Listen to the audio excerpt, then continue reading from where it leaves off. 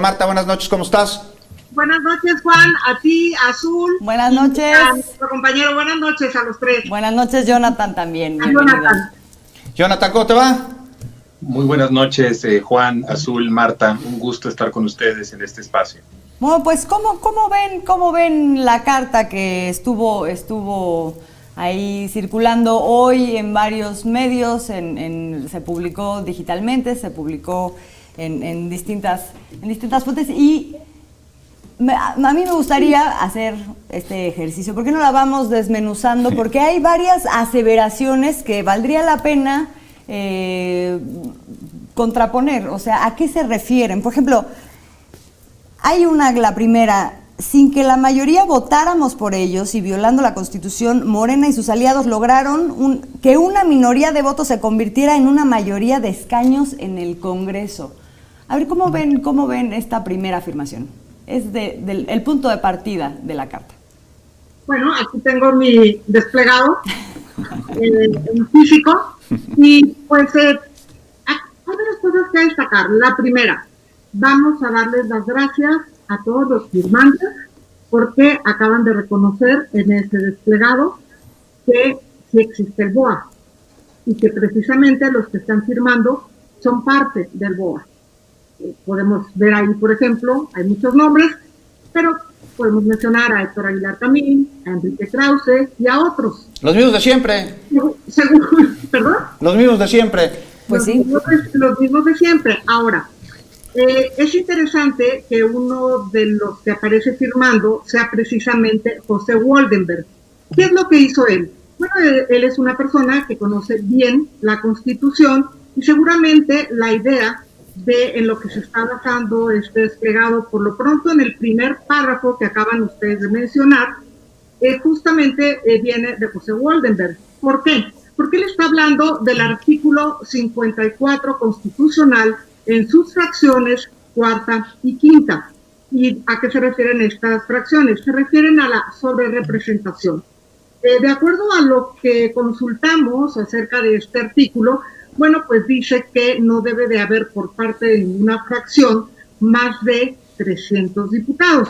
De acuerdo a otra información que consultamos, resulta que Morena tiene de ellos mismos, diputados de ellos mismos, 191, el PT tiene 61 y el PES tiene 55, lo que nos da un total de 307. Entonces aquí surge algo interesante, porque ellos están diciendo, no, es que reunieron a gente de otros partidos y están sobrepasando lo que permite la Constitución. Primero, qué preocupados de la Constitución, porque en el régimen anterior nunca se preocuparon. Sí, además, eso, a ver, sobre ese tema en particular, o sea, si nosotros uniéramos la fracción parlamentaria del PRI y del PAN en el régimen anterior, ¿no también podríamos decir que estaba sobrerepresentada una visión del país y votaciones que sistemáticamente se dieron en bloque? Sí, por supuesto que sí, pero eso nunca les incomodó a ninguno de los firmantes que aparecen hoy en el desplegado. Y aquí quiero decir algo que me parece que tenemos que subrayar para el auditorio que los está viendo en Capital 21. Si vamos a suponer que en algún momento le dijeron a Morena, ¿sabes qué? Vete al PES o vete al PT para que ellos tengan más gente porque les falta gente. Y se fueron. Pero que esas personas decidieron regresar con Morena. ¿Por qué? Porque ese era su partido. Entonces, ¿es anticonstitucional? ¿Es inconstitucional? Sí. Si nos basamos en este artículo, sí lo es, pero es tan simple como que los que tienen de más, que de acuerdo a esta información serían 7, es lo que encontré consultando, habría que volverlo a verificar. Bueno, tan simple como que dejen ir a esos 7 y ya se quedan dentro del tema. Aquí el asunto es que quieren golpear. Se trata de golpear a Morena. ¿Tú crees? ¿Vas a creer? Jonathan. Entonces, me parece a mí que aquí, más que un tema constitucional, son ociosos, porque realmente es muy fácil que ellos regresen a la representación que tenían. Y ustedes saben que muchos partidos han estado votando con Morena, todos sus aliados, incluido hasta el PRI. Entonces, bueno, pues váyanse los del PES, váyanse los de el PT, pero no importa, cuando vuelvan a votar van a tener exactamente el mismo resultado, porque estos dos partidos, y sumado el PRI en algunas ocasiones, de todas maneras van a ganar lo que estén votando. De ociosos, están enojados porque les quitaron una rebanadita del pastel que tenían y que tanto les gustaba. Jonathan, otro punto que a mí me interesa de este comunicado, de esta carta, mira, voy a leer una parte. El manejo de la crisis sanitaria de la COVID-19 se ha caracterizado por una política de austeridad suicida y por su rechazo a un acuerdo nacional para reactivar la economía. Jonathan, yo no voy a decir nada, ¿qué lectura le das tú a esto? Bueno, de principio, el hablar del manejo de la pandemia, me parece que, de nuevo, coincido con Marta, el propósito y el objetivo es golpear. No se dice nada, por ejemplo, del desastre que dejó el PRIAN, estos mismos que están criticando, estos partidos que están ahora en la oposición, en las ruinas que dejaron el sector salud. Eso no se critica. Es decir, tal vez la manera en la que enfrentáramos la pandemia, si no hubiese habido tanto saqueo en el sector salud, las ruinas, los hospitales que se dejaron desmantelados por completo, toda la mafia farmacéutica, la mafia de las medicinas y toda la poca inversión que se hizo durante esos sexenios, pues estos analistas o intelectuales, porque ellos mismos se asumen así, no lo ven, no lo dicen. En realidad me parece todo lo contrario, que este gobierno, con las ruinas que se dejaron, con la corrupción tan descarada que se dejó en el sector salud, que el propio presidente López Obrador lo ha dicho, que el sector que más, aparte del sector energético, el que más se ha desmantelado o el que se desmanteló durante la época neoliberal fue justamente el sector salud. Y lo venía diciendo antes de la pandemia, venía advirtiendo del número de hospitales que no estaban listos, que se habían dejado en ruinas, que habían recibido los recursos federales, los recursos públicos, y que estaban abandonados por completo. Jonathan, es decir, sí, sin duda alguna está este no reconocimiento por parte de ellos del desastre con el que dejaron al sistema de salud, pero ¿con qué sustento afirman que hay una acción suicida con los recursos cuando se han reinstalado hospitales, se han reconvertido, se han hecho ventiladores, en fin, una serie de cosas para enfrentar la pandemia? Yo creo que el punto básico es la autoridad con la que ellos pueden opinar sobre estos temas. En realidad, cuando tú ves a los firmantes, porque creo que el contenido de la carta, el contenido del desplegado, tiene poca legitimidad, porque muchos de los que están ahí participando, muchos de los que están allí firmando, recibieron contratos millonarios de presidentes impresentables como Carlos Salinas de Gortari, hablando de Héctor Aguilar Camín. Es un enojo, en realidad no están haciendo un análisis de lo que está pasando.